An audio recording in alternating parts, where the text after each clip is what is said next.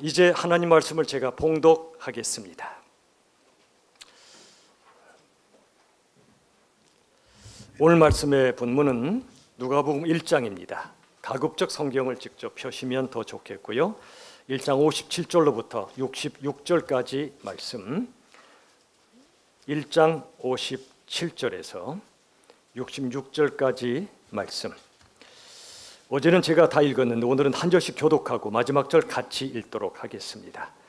누가복음 1장 57절로 66절 제가 먼저 읽습니다. 엘리사벳이 해산할 기한이 차서 아들을 낳으니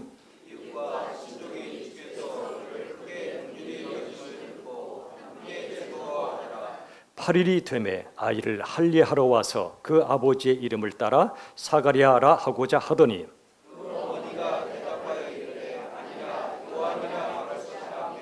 그들이 이르되 내 친족 중에 이 이름으로 이름한 이가 없다 하고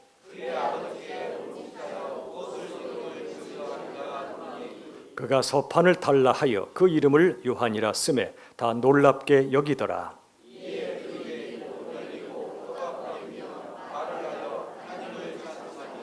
그 근처에 사는 자가 다 두려워하고 이 모든 말이 온 유대 산골에 두루 퍼지매 듣는 사람이 다 이 말을 마음에 두며 이르되 이 아이가 장차 어찌 될까 하니 이는 주의 손이 그와 함께 하심이로라. 아멘. 우리 목사님 나오셔서 말하지 못할 때와 말해야 할 때란 제목으로 말씀을 전해 주시겠습니다. 올라오시죠. 오늘 또 우리 목사님 우리 할렐루야로 인사합시다. 할렐루야. 할렐루야.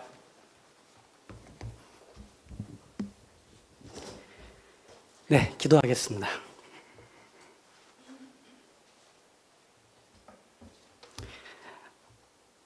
하나님, 저희가 이 가을의 저녁에 모인 이유는 한 가지입니다. 하나님의 입에서 나오는 말씀으로 사는 사람으로 다시 태어났기 때문입니다. 약속하신 하나님의 은혜가 이곳에 모인 또 온라인으로 예배하는 모든 심령 안에 가득 채워짐으로 하나님의 입에서 나오는 것을 먹고 마신 자들의 놀라운 변화와 성장과 깊어짐이 무엇인지를 저희에게 허락하신 삶의 자리에서 생생하게 맛볼 수 있도록 성령께서 이 시간 주인 되시고 저희에게 깨닫게 하시며 저희가 내딛어야 되는 믿음의 발걸음의 앞자리를 비춰 주시옵소서. 저희는 언제나 이 세상의 강한 바람에 왼쪽으로 오른쪽으로 휘둘리며 해야 될 것을 하지 못하고 가야 할 길을 가지 못하는 약하고 한계 많은 인생들임을 인정합니다. 그렇기에 더욱 굳건한 하나님의 말씀의 반석 위에 서서 삶을 살아가고 싶사오니 오늘 저희에게 주시는 말씀으로 저희의 인생에서 찾아온 답없는 문제들 앞에 하나님의 말씀을 내세워 길을 뚫고 달려갈 수 있도록 오늘 그 말씀 앞에 모두가 서는 은혜가 있게 하여 주십시오. 예수님의 이름으로 기도합니다. 아멘. 오늘 누가복음 1장 저희가 읽은 57절부터의 말씀은 사실 설교 내용에서는 이제 앞에 사가랴가 천사 가브리엘을 만나는 장면부터 쭉 봐야 되긴 하는데 우선 본문은 뒤에 부분을 먼저 앞에 부분을 포함해서 뒤에 부분을 생각하시면 좀 오늘 설교 전개에서 이해가 되실 듯 합니다. 오랜만에 많은 눈동자를 봐서 그런지 긴장이 되네요. 네. 사가랴와 엘리사벳, 세례 요한의 부모죠. 하나님은 사가랴에게 천사 가브리엘을 보내셔서 메시아를 보낼 테니 그 메시아를 위해서 조력자가 될 그 아이를 너희에게 주겠다. 준비해라. 이 말씀을 듣게 하시죠. 그리고 태어날 아이의 이름을 요한이라 지으라고 또 말씀을 하십니다.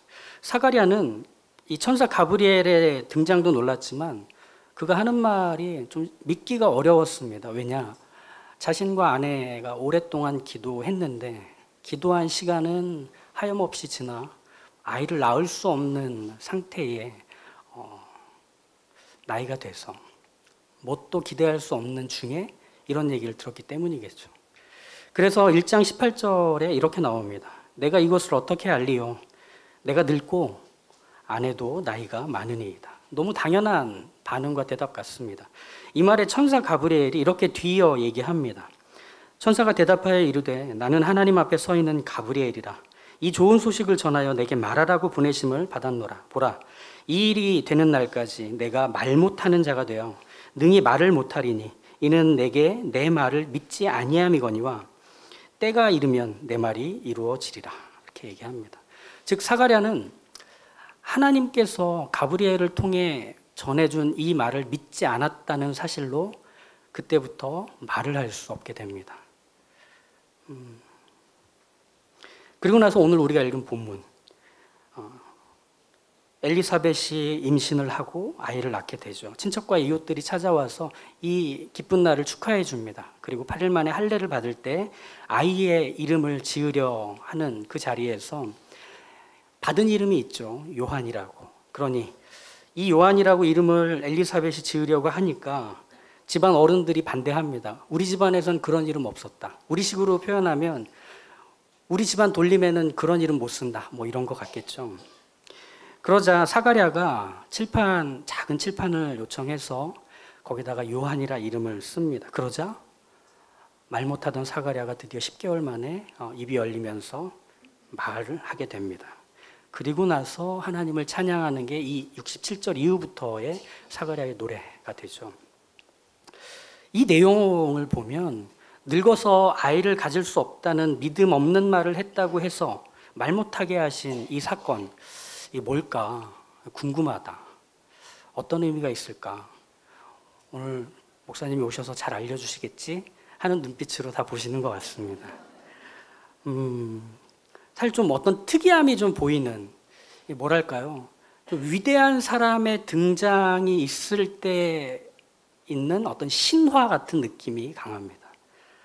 장차 오실 메시아의 조력자로 활약할 세례 요한의 출생이기 때문에 혹시라도 그의 출생에 어떤 방해 요소, 위험 요소가 있지 않도록 이런 하나님의 어떤 직접적인 개입, 그리고 아버지의 입을 막아버리시면서까지도 이 세례 요한의 출생의 과정을 지키려고 하는 어떤 모습, 이런 게 좀 우리식으로 해석이 가능할 듯 보여요. 그런데 1장 마지막을 보면 세례 요한이 태어난 후에 이스라엘 앞에서 사역하기 전까지의 삶을 볼 때 사가랴와 엘리사벳이 요한의 부모로서 그가 메시아의 조력자로 활동하기 전에 어떤 보호자이며 울타리로서의 역할을 하는 것은 나오지 않습니다. 오히려 그를 길러내는 것은 하나님이시고 그를 길러내는 장소는 빈들일 뿐입니다. 즉 부모의 어떤 손길이 닿지 않는 자리에서 요한이 크고 있는 거죠.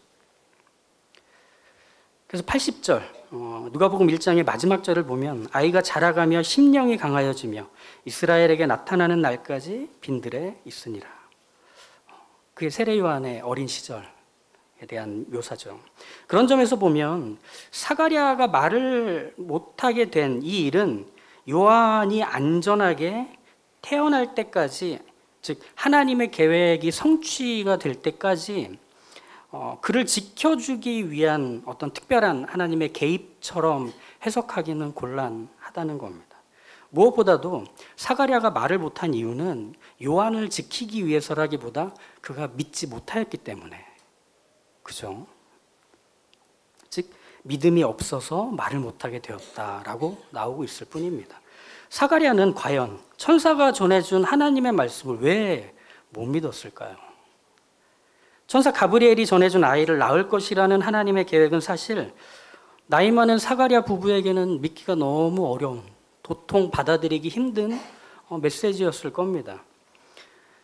그들은 이미 오랜 시간 아이를 달라고 하나님께 기도해 왔었죠. 그렇기 때문에 천사가 등장해서 아이를 주신다는데, 아니 지금은 안 되는데, 지금은 낳을 수가 없는 몸인데, 이건 원망 같아 보입니다. 원망은 사실 믿음이 없는 증거라기보다는 믿음이 있기 때문에 갖는 서운함에 가깝습니다. 왜냐? 기도를 들어주지 않으신 것을 원망한다는 것은 기도를 해왔다는 말이잖아요. 그 기도했던 날들이 쌓이니까 원망의 정도가 생기는 거잖아요. 믿기 때문에 기다렸고 기도했지만 아무것도 달라지지 않는 현재, 바로 그것이 그들에게 서운하고 원망스러운 겁니다. 기대가 없다면 원망도 서운함도 없었겠죠. 바로 그 마음이었습니다. 여기서 우리가 주목해야 되는 건 사가랴가 말을 못하게 된 후에 엘리사벳이 임신했다는 바로 그 어떤 시간적인 특이점입니다. 이 특이점은 이런 거죠. 사가랴가 말을 한다고 해서 엘리사벳이 임신을 못한다거나 하나님의 계획이 어긋나게 되는 것, 이것과는 상관이 없습니다. 무슨 말이냐? 하나님은 하나님의 뜻을 이루어 가시고 사가랴는 말을 못하게 됐다. 이 두 가지는 좀 별개로 분리되어야 한다는 뜻입니다. 즉 사가랴가 말을 할 수 없게 된 이 사건은 세례 요한의 출생에 대한 것보다 사가랴 자신에 대해 하나님께서 목적한 의도를 가지고 그의 말을 막으셨다는 뜻입니다. 사가랴 자신에게 목적한 것이다. 어떤 걸 목적하셨을까? 그건 사가랴의 믿음을 마련하시기 위해 하나님이 그의 인생에 찾아오셔서 말을 못하게 막으신 거죠. 여기서 사가랴의 믿음 없음, 이건 하나님을 믿지 않았다라는 뜻이라기보다는 믿었기 때문에 왜 지금 이 상황에서 기도에 응답하시는지를 받아들이지 못하는 그 상태를 말해야 할 것 같습니다. 그러니까 이렇게 말하면 어떨까요? 하나님을 믿지 않았다기보다는 대체 하나님이 왜 이러시는지를 알지 못한 상태, 이걸 믿음이 없었다라고 표현하는 게 맞을 것 같습니다. 지금 왜 이러시는 거야? 라는 거죠. 그래서 사가랴의 믿음 없음은 사가랴가 가진 믿음에 중요한 요소가 필요한데 지금 그 요소가 빠져 있기에 하나님이 그의 말을 막으심으로 그 요소를 채우려 하신다는 것, 그것입니다. 그럼 그 요소가 무엇일까? 그건 하나님을 하나님으로 아는 것입니다.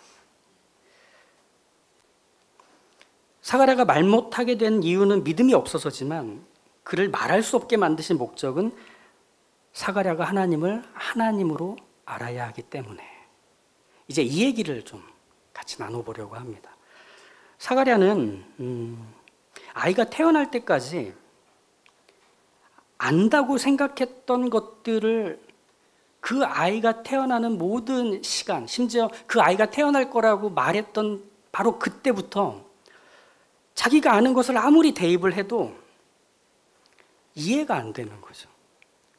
그리고 자기가 아는 것을 아무리 집어넣어도 이게 무슨 일이 일어나는지를 볼 수가 없는 거죠. 바로 거기서 사가랴는 말을 못하게 된 겁니다.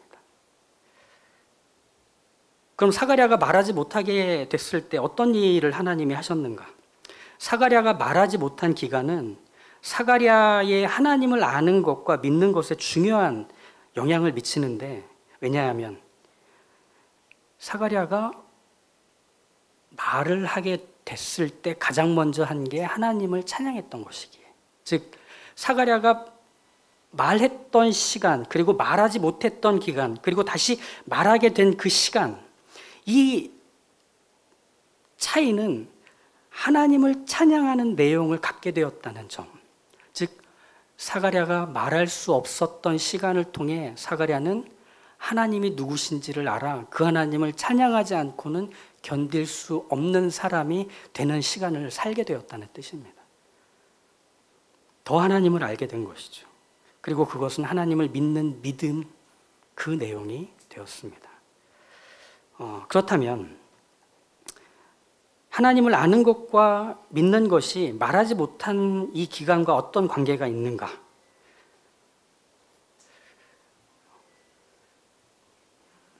받으세요. 요즘 영화, 드라마, 웹툰 보면 가장 히트하는 주제가 회귀물입니다. 2번 사는 겁니다. 주인공이 자기 인생 한 번 살다가 다시 과거로 돌아갑니다. 그리고 나서 두 번째 인생을 예전에 살았던 거를 모두 기억한 채로 삽니다. 그럼 어떻게 될까요? 그 과거에서 그 사람은 거의 슈퍼인간급입니다. 무슨 일이 일어날지 다 압니다. 어떤 사람이 무슨 일을 저지를지 다 압니다. 언제 그런 일이 벌어질지 미리 다 알고 있습니다. 그러다 보니 주인공에게 찾아오는 모든 시련, 문제, 위협 너끈하게 극복하죠. 사이다죠, 사이다. 독자와 시청자 입장에서는 이런 시원한 전개가 아주 즐겁습니다. 주인공에게 아무리 큰 위기가 닥쳐와도 주인공은 다 해결하니까. 그리고 미리 다 준비해 놨거든요. 요즘 그런 게 참 인기입니다. 이건 하나님을 믿는 우리의 믿음과 좀 비슷한 면이 있어요. 하나님이 우리의 인생의 모든 길을 인도하시고 그리고 그 모든 자리에서 모든 걸 아시는 하나님으로 일하고 계시다는 사실이 우리를 안심시키잖아요. 그래서 우리가 할 수 없는 것을 기꺼이 하나님께 내어드리고 하나님을 의지하잖아요. 그런데 이런 식의 웹툰이나 영화, 드라마와 우리의 현실의 차이는 뭐냐면 드라마는 시원한데 현실은 시원하지 않다는 거죠. 이런 믿음을 가졌는데 하나님이 해주실 거 믿는데 왜 우리 마음은 시원하지 않을까? 다 해주실 게 분명한데 왜 안심과 확신이라는 게 우리 안에 차오르지 않을까? 그래서 우리의 삶이라는 게 이렇게 편안하지 않을까? 분명 하나님은 병을 낫게도 해주시고 경제적인 어려움도 해소해 주실 것이고 깨진 관계도 다시 이어지게 해주실 유일하신 하나님이라는 거 아는데 그게 왜 내 삶에서 안심을, 평안을 그리고 확신을 통해 찾아오는 담대함을 마련해 주지 못하는 걸까? 내가 문제인가? 이런 생각 우리 하잖아요. 하지만 하나님을 안다고 해서 안심이 생기고 확신이 생기는지는 좀 다른 문제 같습니다. 하나님을 아는데도 우리가 그 하나님을 믿고 마음의 평정을 찾기가 어려운 이유는 하나님을 내 뜻대로 내가 원하는 자리에서 내 방식으로 일하시기를 바라기 때문에 그렇습니다. 그러니 하나님이 답답한 거죠. 홍해가 갈라지며 마른 땅이 드러납니다. 높은 여리고 성벽이 밖에서 안으로 무너집니다. 거인 장수 골리앗을 쓰러뜨립니다. 그런데 그런 일이 우리에게 똑같이 반복되지는 않잖아요. 지금 눈앞에 홍해와 골리앗이 있는데 그렇다고 지팡이와 물맷돌을 다시 쓴다고 그 문제가 해결되질 않기 때문에 우리 삶에 유일하게 의지하고 간구할 하나님이신 것을 우린 믿는데 그렇다고 우리 뜻대로 우리의 때에 우리의 방식으로 일하시지 않는 하나님 때문에 우리는 막막한 현실을 살 수밖에 없는 거예요. 쉽지가 않은 거죠. 전에 유해진 배우가 그런 인터뷰에서 얘기를 하더라고요. 힘들었던 시간이 지나 지금의 자리로 올 수 있다는 걸 과거에 알았으면 그때 덜 막막했을 텐데 이런 얘기를 하더라고요. 우리도 다 그런 생각합니다. 우리의 믿음이 참 약해 보인다라고 여겨지는 것은 바로 그 부분이죠. 하나님은 내가 원하는 방식으로 일하시지 않는데 그 하나님을 믿어야 하기 때문에 그게 우리를 숨막히게 하지 않습니까? 안타깝게도 우리는 알 수 없고 볼 수 없는 하나님의 일하심을 믿기에는 우리의 현실은 너무 지독하게 가깝습니다. 또 선명합니다. 하나님은 희미합니다. 그러니 약을 못 챙기면 영락없이 몸이 아파요. 빚독촉은 정확한 날짜에 날아 들어와요. 우리의 삶에서 아무리 애쓰고 수고해도 사람들과 상황들이 우리에 대해서 날카롭게 심사하고 평가하고 우리의 범주를 매겨서 점수를 내요. 우린 그 안에서 살아요. 그게 우리에게 더 가깝고 선명해요. 그러니 숨막히죠. 언제나 하나님을 믿고 웃으며 긍정적으로 생각하며 살아가겠다고 다짐하지만 이 대단한 현실은 우리를 비웃으며 잔인하게 바닥으로 끌어내릴 뿐입니다. 그러니 하나님보다 세상이 현실이 더 가깝죠. 하나님, 이날까지는 꼭 돈 마련해 주셔야 저 삽니다. 하나님, 이 아픈 증상 제발 오늘만 멈춰 서게 해 주십시오. 하나님, 이번에 꼭 진급해야 됩니다. 꼭 학교 들어가야 됩니다. 시험에서 꼭 붙어야 됩니다. 근데 하나님이 내가 했던 기도만 다 피해 가시는 것 같잖아요. 그러니 뭐 하시는 거지? 뭘 하시겠지만 뭘 하시는 거지? 이런 생각을 하는 거잖아요. 바로 그 지독히 선명하게 가까워진 바닥에 고꾸라질 때 우리는 비로소 말을 잃어버립니다. 무슨 말을 해야 될지 모르겠는 거죠. 내 인생 앞에서. 그리고 할 수 있는 게 없다는 걸 확인하게 될 뿐이죠. 바로 그것이 사가랴가 말을 할 수 없었던 기간과 같은 것 같습니다. 이것을 성경에서는 광야라고 빗대어 말하기도 하지만 이 누가복음 1장에서는 세례 요한을 길러낸 빈들이라고 표현하면 좋을 것 같아서 빈들의 기간이라고 얘기를 해보겠습니다. 할 말을 멈추고 할 일을 뒤로 한 채 잠시 멈출 수밖에 없는, 사실은 뭘 할 수 있는 게 없는 그곳을 빈들의 때라고 생각할 수 있습니다. 우리 시대에 이런 쉼, 잠시 멈춤이 유행인 것 같아요. 템플스테이라고 일상에서 떠나 잠시 복잡하고 시끄러운 것들을 피해서 명상과 느림을 누려보는 그런 시간. 그래서 가톨릭에서는 퇴수회, 그러니까 리트릿이라고도 하죠. 말을 줄이고 생각을 깊고 멀리 해보는 시간을 갖는 것, 해야 할 일과 역할들로부터 떠나는 것. 참 지금을 살아가는 현실이 힘들고 빡빡하니 그런 시간이라도 마련해서 숨쉬고 싶겠죠. 성경에서도 이런 단절과 몰입을 제공하는 장소가 빈들입니다. 그리고 많은 믿음의 사람들이 그 빈들을 다녀왔었습니다. 모세도 바울도 다윗도, 그리고 이 사가랴의 아들 세례 요한 역시 빈들에 의해 길러진 하나님의 사람들이죠.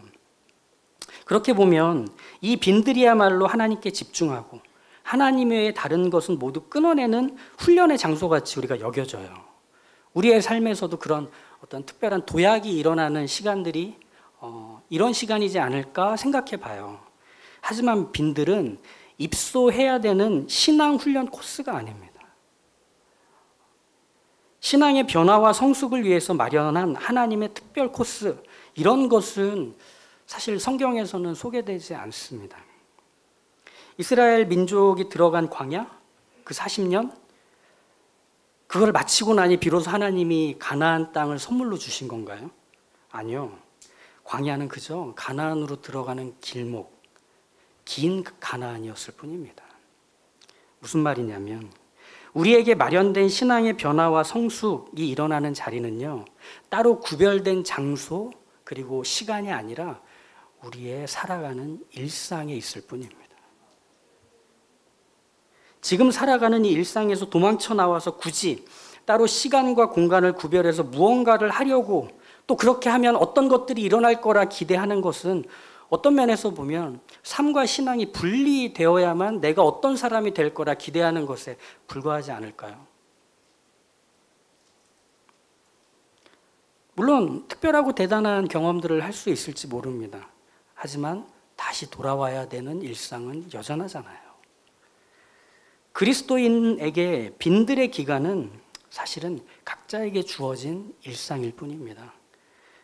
바울이 회심한 후에 광야에서 3년을 보내고 복음의 일꾼으로 위대한 걸음을 내딛었다, 바울은 그렇게 말하지 않아요.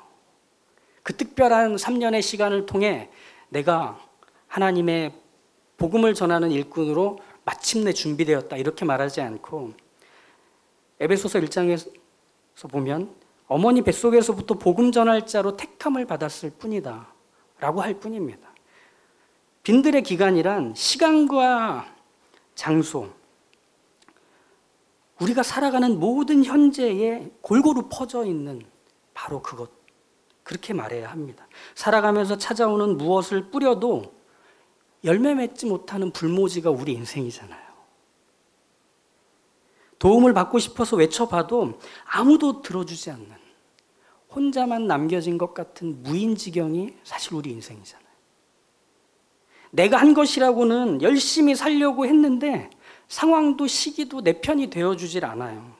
착하게 살면 보답이 있다던데 법 없이도 살 내가 아파야 하고 사기를 당해야 하는, 그게 우리의 살아가는 삶의 현장 아닙니까?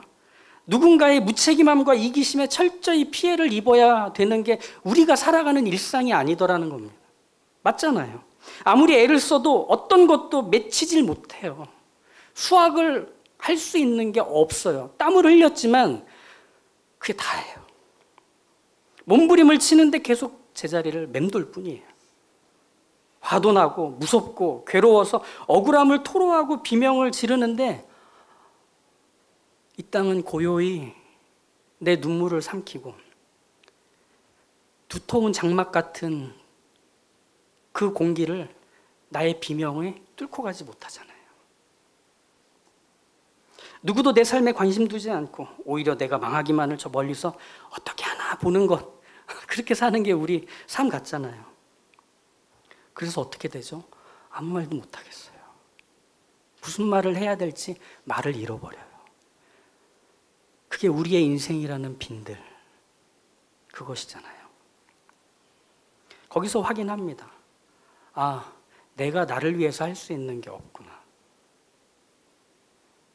내가 나에게조차 말을 건넬 수도 없구나. 어떻게 해야 되지? 그런데 신기한 건 그 빈들에 밤이 있고 아침이 있더라는 겁니다. 분명 이렇게 되면 다 끝날 것 같고 죽을 것 같고 망할 게 분명할 것 같은 오늘이 끝나더라는 거죠. 그리고 내일의 아침이 찾아옵니다. 답이 안 나오는데 답이 없는 채로도 밤은 지나가더라는 거죠. 바로 거기 하나님이 계시기 때문에. 바로 거기서 입을 닫고 깨지기 쉬운 아슬아슬한 나를 세밀하게 붙들고 계시는 하나님의 손길이 있기 때문에 우리는 그 시간 속에서 그 다음을 가고 갈 뿐입니다. 그래서 이 빈들의 기간은 철저히 하나님 앞에 홀로 서는 시간이기도 하죠. 분명한 건 이 빈들에 서 있을 때는 내가 쏟아낸 많은 땀과 눈물과 피로는 열매를 못 맺어요. 내가 외쳤던 주장과 비명과 억울함, 한숨이 누군가에게 닿지도 않아요.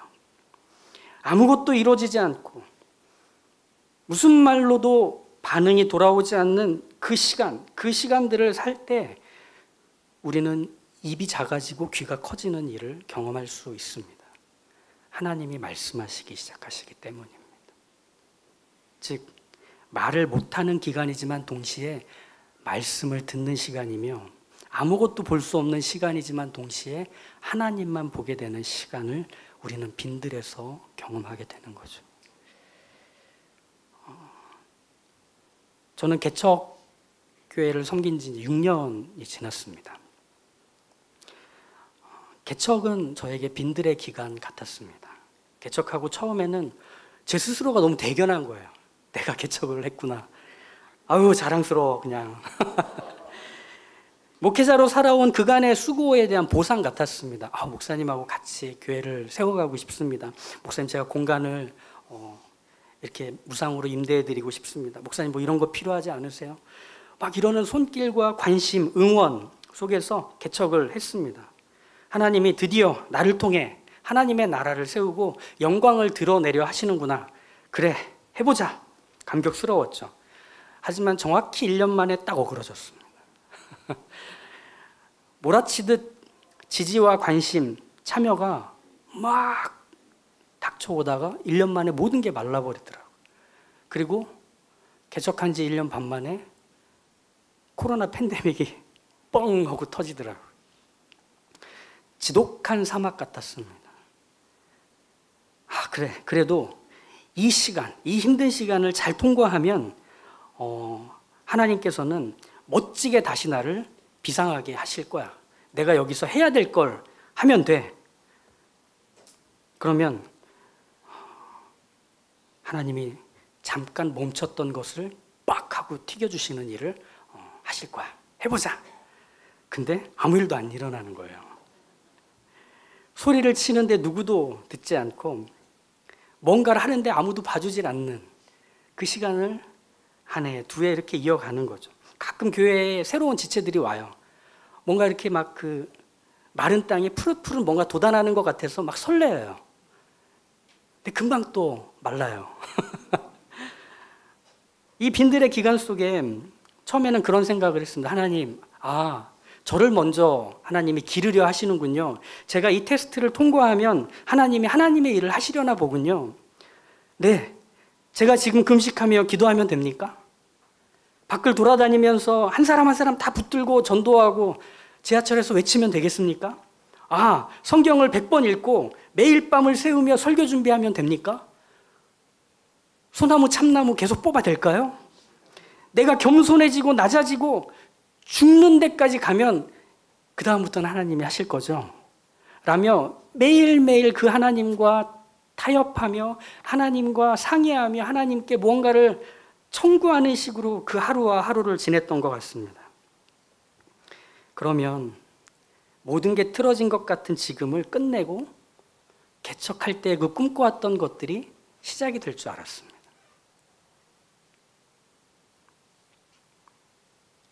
그런데 하나님은 제가 기도하는 것마다 기대하는 것마다 정확하게 피해 가시더라고요. 하는 것마다 부족과 한계를 계속 보게 하시고 결국 할 수 있는 것이 하나도 없다는 것을 인정해야만 일들만 들어갔습니다. 박 목사님, 이건 제 얘기이고요. 예, 모두에게 다 적용되진 않습니다. 심었지만 거둘 수 없는 황량함을 맛봐야 하고 외쳤지만 돌아오지 않는 반응 앞에서 고독을 맛봐야 하는 그 시간. 그때 제가 할 수 있는 게 없어서 그저 말을 줄여가기 시작했던 것 같습니다. 하나님은 그렇게 마음의 쟁기를 빼앗으시고 더는 할 수 있는 말들이 없도록 계속 비워내셨습니다. 내 뜻과 내 때와 내 방식이 얼마나 쓸모없는 것인지를 인정하게 됐습니다.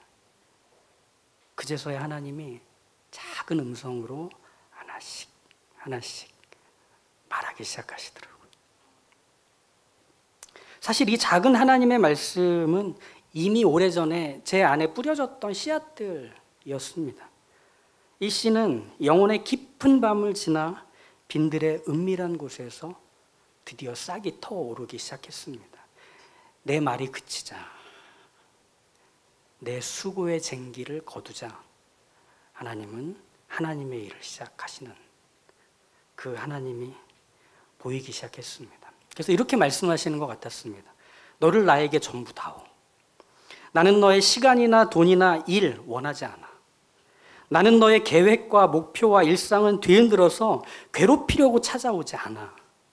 마치 그 괴로움의 끝이 기분 좋은 결과가 될 것인 양 너 꿈꾸고 있지? 꿈깨. 너의 약한 것을 강하게 만들고 한계를 뛰어넘게 만들고 악한 것을 개선하게 하려고 널 빈들로 데려왔다 생각하지 마.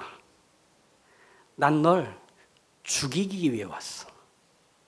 널 죽인 자리에서 널 새로 태어나게 만들려고 왔어. 그 새로워진 자리에서 나의 계획은 드디어 너의 계획이 될 거야. 나의 뜻은 너의 뜻이 될 거야. 나의 기쁨은 너의 기쁨이 될 거야. 난 그 일을 하려고 너에게 왔어. 나는 너를 원해. 그러니 너를 내게 넘겨. 빈들의 기간이 우리에게 바로 그 시간들이었더라고요. 그래서 이 빈들을 거쳐 제가 훌륭한 목회자가 됐을까요? 대단한 인간이 됐을까요? 삶과 사역의 모든 면에서 기적 같은 성장과 발전이 있었을까요?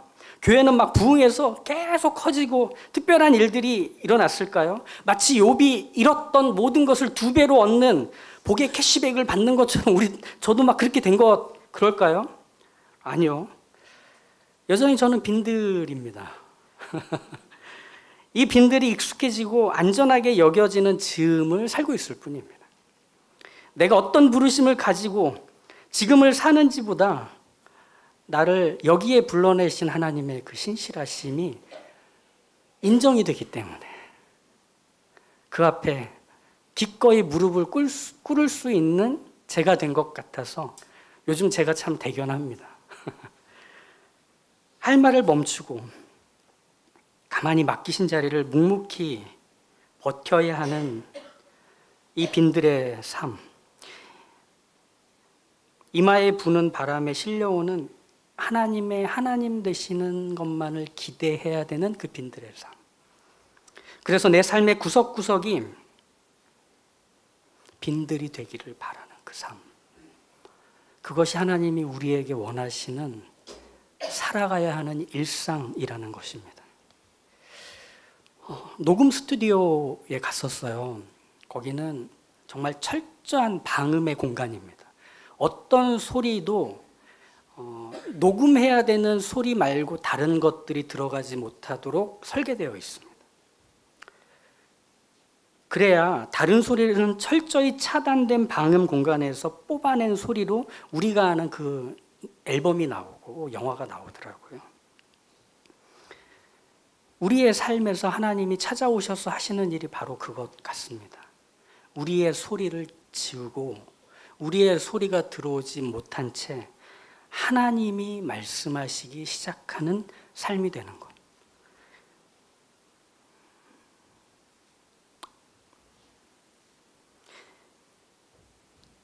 나를 포기하고 내 말을 멈출 때 비로소 소음이 그치고 노래가 시작이 됩니다. 나를 포기해야 되는 눈물 삼킨 한숨, 분노와 억울함으로 부르르 떨게 되는 바로 그 순간들이 죽어져야 노래가 됩니다.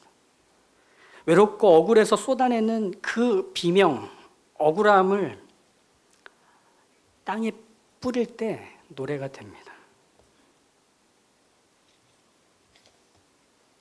그래서 특이한 것은 뭐냐? 오늘 우리가 이 사가랴의 침묵에 대해서 이야기하고 있었잖아요. 사가랴가 말하게 된 시점은 요한이 태어난 때가 아니었습니다. 그럼 언제 말하게 됐죠? 8일 후에 요한의 이름을 알려야 하는 그때 말이 터졌습니다. 무슨 뜻일까?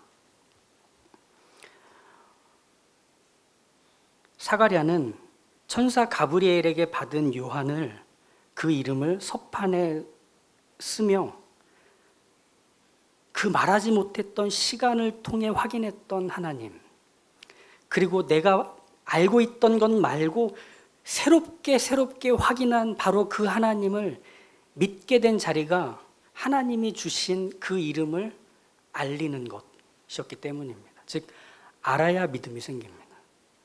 내 입을 멈추고 하나님이 누구신지를 소개하는 자리에서 마치 높은 산 위에 파여져 있는 천수답처럼 하나님이 물을 채워야 거기에 비로소 밭을 꾸리고 열매를 맺을 수 있게 되는 천수답같이 하나님으로 채워진 그 내가 될 때 우리는 그 내가 된 것으로 살아가는 삶을 살게 되죠. 이걸 믿음의 삶이라고 말해야 하겠습니다. 아기의 이름을 자신의 손으로 적어 알리는 것, 그의 믿음이 되게 하신 거죠. 오늘 우리 부른 찬양 가사, 하나님의 은사와 부르심에는 후회하심이 없다. 이 로마서 11장의 이 말씀.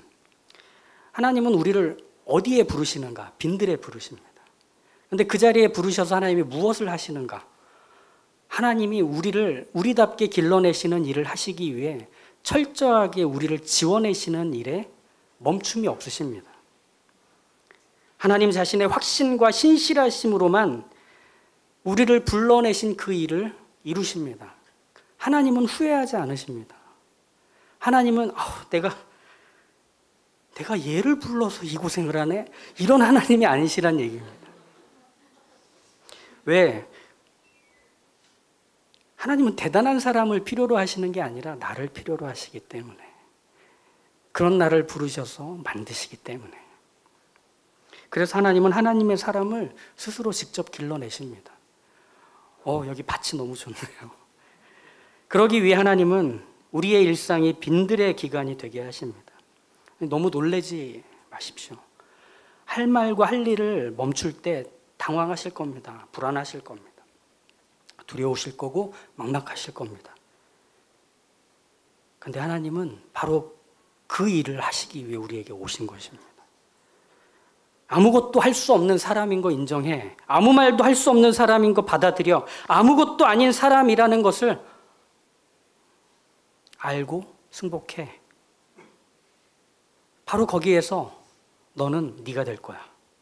이 하나님을 기대해 보십시오. 그래서 자꾸 도망가려고 하면 빈들이 넓어집니다.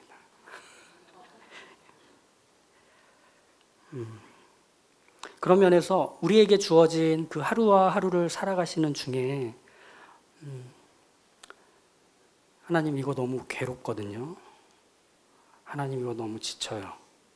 하나님 이것만큼은 해결해 주셔야 제가 믿음을 지켜 그 다음으로 갈 수 있을 것 같은데 하나님 이것만 좀 해소해 주십시오 라고 하는 그것을 하나님이 절대 포기하지 않으실 겁니다. 아멘이라고요. 역시 대단한 믿음이십니다. 그래서 우리 마지막에 불렀던 그 찬양의 고백과 같습니다. 나의 길 오직 그가 아시나니. 나를 그 수많은 것들을 동원해서 단련하신 후에 내가 정금같이 하나님의 하나님 되시는 것을 가장 빛나게 드러내고 보일 수 있는 그 정금같이 빚어낼 것을 기대합니다. 하나님, 나의 인생에 동행하여 주십시오. 나의 그 삶의 모든 자리마다 하나님을 아는 것으로 채워가는 생애 되게 하나님께서 내 손 좀 붙잡아 주십시오. 우리 아까 불렀던 그 찬양 같이 부르시면서 나를 부르신 자리를 한번 떠올려 보시고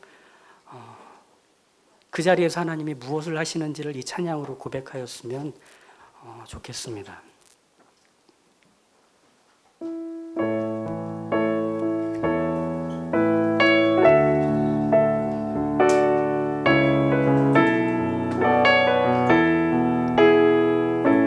주가 보이신 생명의 길, 주가 보이신 생명의 길, 나 주님과 함께 상한 마음 들이며 주님 앞에 나가리. 나의 의로움이 되신 주 그 이름 예수, 나의 길이 되신 이름 예수.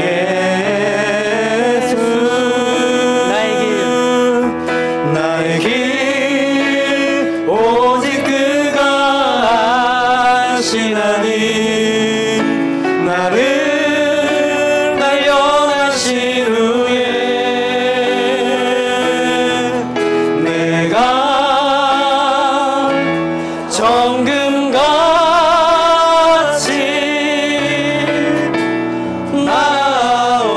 나오리라. 주가 보이신 생명의 길, 주가 보이신 생명의 길, 나 주님과 함께 상한 마음 들이며 주님 앞에 나가리. 나의 의로움이 되신 주 그 이름 예수, 나의 길이 되신 이름 예수.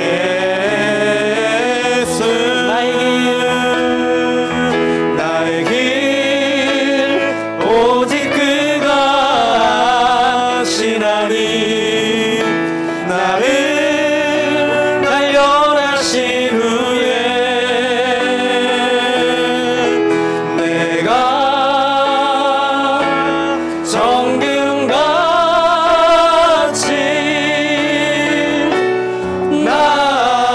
나의 길 오직 그가 아시나니. 나의 길 오직 그가 아시나니. 나를 단련하신 후에 내가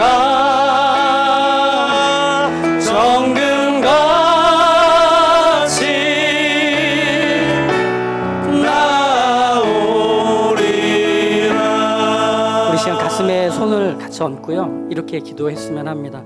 하나님, 저를 부르신 자리가 있음을 압니다. 전 아버지의 자리에 있습니다. 엄마의 자리에 있습니다. 남편의 자리, 아내의 자리에 있습니다. 또 여러 직분과 직위에 의해 불려지는 우리의 역할과 이름들이 있습니다. 그 자리에서 저희가 외롭습니다. 저희가 무너집니다. 저희가 지치고 힘겹습니다. 아무것도 열매 맺지 못하는 불모지에 홀로 땀 흘리는 것 같습니다. 하나님, 그 부르심에 합당한 삶을 살아갈 수 있도록, 나의 나된 것을 빚어내시는 하나님의 손길에 의지하며 살아갈 수 있도록 하나님, 저희에게 하나님을 아는 지식을 새롭게 하시고 그 지식 위에 세워진 믿음으로 살아가는 하나님의 사람들 되게 하여 주십시오. 우리 함께 기도하겠습니다. 하나님, 우리의 삶의 자리에 찾아온 불모지와 무인지경의 시간들이 있음을 하나님 앞에서 인정합니다. 하나님, 아버지로 살아가야 하는 시간, 어머니로 살아가야 하는 시간, 남편과 아내로, 아들과 딸로 살아가야 하는 시간, 그리고 각자의 부르심에 이름들을 가진 그 시간들을 우리는 살고 있습니다. 하나님, 무엇 하나 만만하지 않고 무엇 하나 쉽지 않고 그 어떤 것도 감당하기에 너무나 버거운 것들을 이고서 아침에 눈을 떴을 때부터 밤에 잠을 청할 때까지 정말 벅차고 힘겹게 살아가는 저희의 인생임을 하나님 아십니다. 빈들에 홀로 서 있는 것 같습니다. 하나님, 아무도 반응해주지 않는 고독의 시간을 사는 것 같습니다. 하나님, 어떻게 해야 되지, 무엇을 해야 되지, 얼마만큼 해야 되지, 어디까지 가야 되지 알 길 없는 그 시간들을 살아가고 있는 하나님의 사람들의 연약함을 하나님 아시오니, 하나님, 우리가 있는 그 자리에서 찾아오는 우리의 외로움과 우리의 고통과 우리의 통증과 우리의 약함이, 우리의 한계가 우리 자신을 무너뜨리고 넘어뜨리게 할 때에 내가 할 수 있는 말을 멈추고 하나님이 하시는 말씀에 귀를 기울이는 것이 시작되는 시간이 되었음을 인정하게 하소서. 내가 해야 되는 수고를 내려놓고 하나님이 하시는 수고가 시작됨을 인정하게 하여 주십시오. 우리의 인생 속에서 기어이 하나님이 찾아오셔서 부르심에 후회하심이 없게 하시는 하나님의 신실하심과 하나님의 탁월하심과 하나님의 사랑 많으심을 확인하는 우리의 인생이 되었음을 알고 그 자리에서 우리의 삶을 포기하지 않은 채 한 걸음 한 걸음 멈추지 않고 나아갈 수 있도록 하나님, 우리의 모든 시간에서 하나님의 입에서 나오는 것들을 먹고 마시며 견디며 버티며 하나님, 그 한 걸음 한 걸음 주님 약속하시는 은혜를 바라며 걸어가는 빈들의 삶을 살아가는 저희가 되게 하여 주시옵소서. 하나님, 그 눈물의 시간들을 살게 하시고 그 괴로움의 시간들을 견디게 하여 주시옵소서.